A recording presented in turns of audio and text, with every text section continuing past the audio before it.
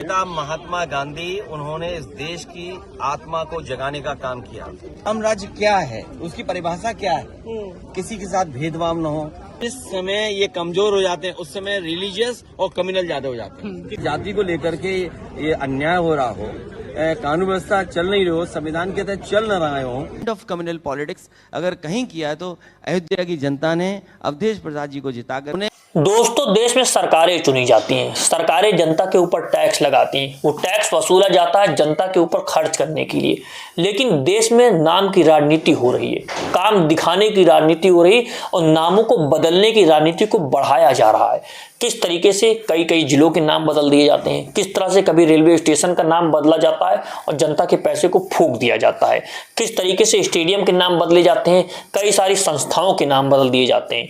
आप देख रहे हैं कि कई सारी संस्थाओं के नाम बदल दिए गए।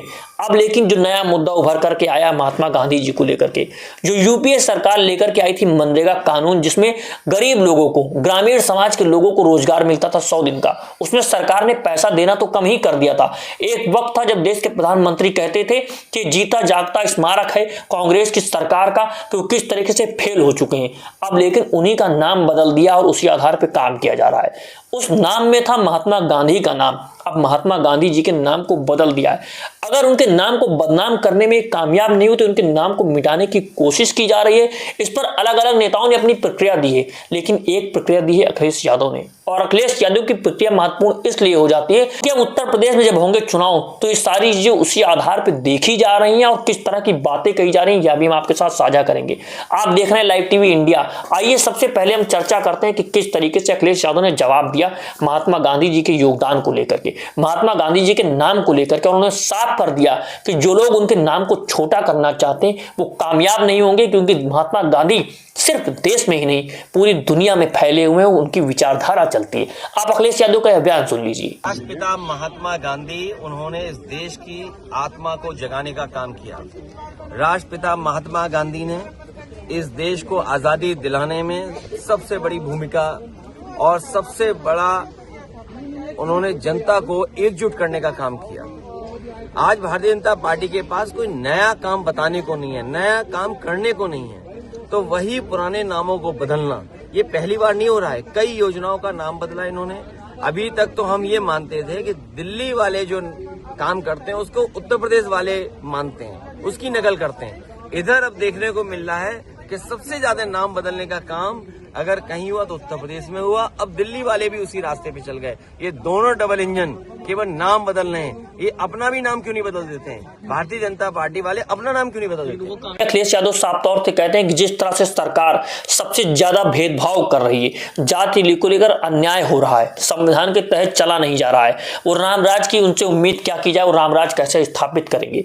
आपने देखा है कि कई बार कहा जाता है खुल करके कि उत्तर प्रदेश में तो रामराज स्थापित हो चुका है, डबल इंजन की सरकार है और योगी जी सत्ता में बैठे हुए कई वर्षों से और उन्होंने रामराज ला दिया है, किस तरह से प्रशासन काम करता है। लेकिन क्या यह धरातल पर दिखाई देता है? राजनीतिक आधार पर इस मुद्दे को बनाने की अगर कोशिश की जा रही है रामराज के मुद्दे को, तो अखिलेश यादव उसको किस तरीके से जवाब दे रहे हैं और बता रहे हैं कि रामराज आप कैसे स्थापित करेंगे। क्या किसी अल्पसंख्यक समाज का घर तोड़कर क्या आप रामराज स्थापित करना चाहते हैं? क्या रामराज में एक दलित समाज के व्यक्ति को पेशाब पिलाया जाएगा? क्या रामराज में दलित समाज के व्यक्ति को पीट पीट कर हत्या कर दी जाएगी, उसको इंसाफ नहीं मिलेगा? क्या रामराज में अलग अलग तरीके से लोगों को प्रताड़ित किया जाएगा? अगर यही रामराज हो तो रामराज देश की जनता को नहीं चाहिए, प्रदेश की जनता को नहीं चाहिए। अखिलेश यादव ने इस मुद्दे के बारे में क्या कहा, ये आप सुन लीजिए। राम राज्य क्या है, उसकी परिभाषा क्या है? किसी के साथ भेदभाव न हो, ऊंच नीच न हो, जाति के आधार पर भेदभाव न हो, न्याय मिले, अन्याय न हो और ऊंच नीच न हो, आर्थिक रूप से गैर बराबरी न हो, यही तो राम राज्य है। आखिर किस राम राज्य की पलकना कर रहे हैं? क्या जो भेदभाव होगा वो राम राज्य होगा?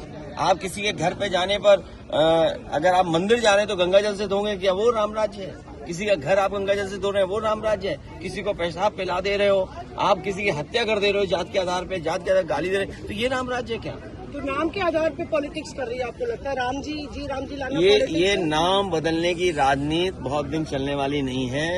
ये ग्राफ इनका नीचे जा रहा है और मैंने पहले भी कहा, फिर कहता हूँ, जिस समय ये कमजोर हो जाते हैं उस समय रिलीजियस और कम्युनल ज्यादा हो जाते हैं। अखिलेश यादव कहते हैं कि जब जब बीजेपी की सरकार, बीजेपी जब सत्ता में बैठती है और वो कमजोर होती हुई दिखाई देती है उसे, वो सत्ता डगमगाने लगती है, तब तक वो कम्युनल राजनीति को बढ़ाने की कोशिश करते हैं, सांप्रदायिकता को बढ़ाने की कोशिश करते हैं ताकि वो सत्ता में बने रहें। आखिर सत्ता का क्या आधार है कि वो हमेशा देश की जनता को बरगला करके सांप्रदायिक राजनीति में झोंक करके ही सत्ता में बैठ सकते हैं। वो विकास की बात नहीं कर सकते, विकास का काम नहीं करेंगे। अखिलेश यादव कहते हैं कि जिस समय भाजपा वाले कमजोर हो जाते हैं उस समय रिलीजन और कम्युनल राज ज्यादा हो जाते हैं। आगे वो कहते हैं यूपी में कोई कम्युनल भाषा बोलेगा तो उसे यूपी स्वीकार नहीं करेगा। अयोध्या की जनता ने संदेश दे दिया है। तो दोस्तों, अयोध्या में जिस आधार पे बीजेपी सरकार हारी, बीजेपी ने देखा कि किस तरह से राम मंदिर का उद्घाटन किया गया और उसी वर्ष बीजेपी यानी भारतीय जनता पार्टी नरेंद्र मोदी के चेहरे के साथ वहां पर उतरती है और वहां पर हार जाती है।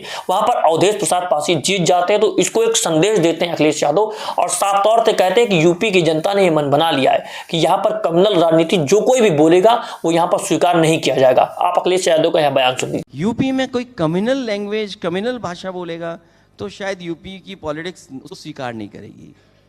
और ये अयोध्या की जनता ने बताया कि एंड ऑफ कम्युनल पॉलिटिक्स अगर कहीं किया है तो अयोध्या की जनता ने अवधेश प्रसाद जी को जिता करके, समाजवादी पार्टी को जिता करके एक मैसेज दिया। तो आपने अखिलेश यादव को कई सारे वीडियो देखे जिसमें वो महात्मा गांधी को लेकर भी बात कर रहे हैं, कम्युनल राजनीति को, सांप्रदायिक राजनीति की जिस आधार पर काम किया जाता है उसको भी। अब लेकिन अंत में आप ये समझिए कि जब देश में धर्म की राजनीति को बढ़ाया जाता है तो सत्ता में कौन बैठता है, सत्ता में कौन आकर के बैठा हुआ है, किस आधार पर सत्ता चल रही है, अभी आप कमेंट बॉक्स में कमेंट करके बताएं। और देश में क्या कम्युनल राजनीति समाप्त हो सकती है? क्योंकि धर्म में राजनीति पूरी तरह से मिल चुकी है और राजनीति में धर्म आकर के मुब्तला हो चुका है। तो इन सारी चीजों के बारे में आप क्या सोचते हैं और हमारे मुल्क में किस तरह से धर्म की राजनीति को बढ़ा दिया गया है और कितना अभी बढ़ना बाकी है, ये भी आप कमेंट बॉक्स में कमेंट कीजिए। और अगर आप चाहते हैं कि धर्म की राजनीति समाप्त होनी चाहिए, विकास के मुद्दों की राजनीति पर बात होनी चाहिए, तो इस वीडियो को ज्यादा से ज्यादा शेयर कीजिए। अगर आप चाहते हैं कि इस तरह के वीडियोस हम बनाते रहें तो लाइव टीवी इंडिया को सब्सक्राइब कीजिए, वीडियो को ज्यादा से ज्यादा शेयर कीजिए। मिलता हूं आपसे अगली वीडियो में। अभी के लिए नमस्कार, जय हिंद, जय भारत, जय संविधान।